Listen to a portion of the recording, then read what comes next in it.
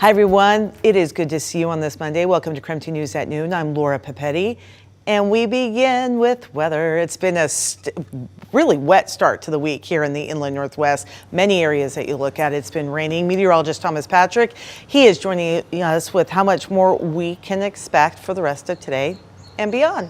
Yeah, good afternoon, Laura. And as you can probably tell, I'm in the Outdoor Weather Center, wearing my suit jacket, but am not getting wet out here, at least not at the moment. Areas from about Spokane and southward are the most dry, but north of I-90 is getting by far most of the rainfall. This is an atmospheric river event that's flowing through the Pacific Northwest. And look at this belt of moisture from Yakima, Ellensburg, even Moses Lake, up through northern and northeastern Washington. So this is where the heaviest rain is falling. So in Grand Coulee, Wilbur, up towards Colville, Kettle Falls, and Ione and beyond, all the heaviest rainfall. Not nearly as much over Spokane, but a few light scattered showers are possible in the next couple hours, but more rain still yet on the way. But look at the temperature difference. 59 right now, even with all these cloudy skies, and that's simply because it hasn't rained for a couple hours here, but a little bit cooler where that rain is falling. 50 Grand Coulee, 53 Deer Park, already 62 in Pullman, expected to be one of the drier areas. So all that rain to the north has prompted a flood watch for northeastern Washington and far north Idaho. Minor flooding impacts possible with this atmospheric river event. And coming up, I'm going to detail just how much more rain is on the way and when our next solid batch of rain is going to be sweeping through Spokane and the entirety of the inland Northwest. So we're covering the next 24 hours in great detail in just a couple minutes. This is coming in new at noon. The trial of Lori Vallow got underway today with opening statements. Vallow is the Idaho mom charged with murdering two of her kids. During opening statements, the prosecution told the jury that the case is about, quote, money, power, and sex. They say that Vallow used all those things to get what she wanted and that it didn't matter what obstacle that she had to remove.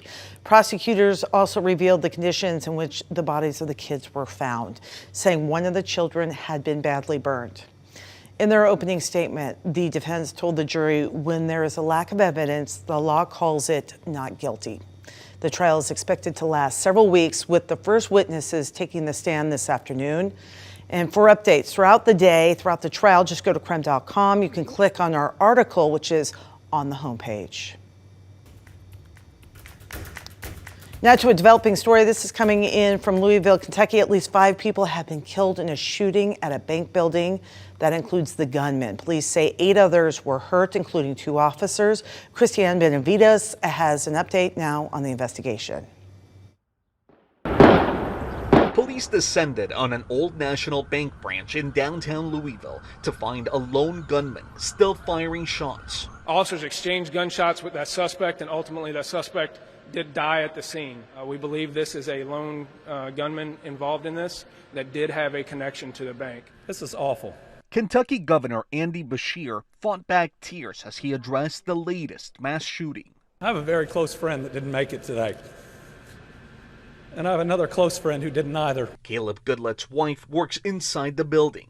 I got a call from my wife panicking that she was locked in the vault, that there was an active shooter in the building. She took shelter inside along with other terrified workers. They had a phone inside the vault. She was able to reach me. I haven't heard about her coworkers yet or anything, but I have talked to her and seen her. She's fine. Louisville Mayor Craig Greenberg said his city has set up a family assistance center for anyone affected by Monday's event. Our community will continue to come together. We will find ways to love and support one another and the families and friends who have been directly impacted. Authorities are asking the public for any information related to this latest shooting as they begin their investigation. Christian Benavides, CBS News.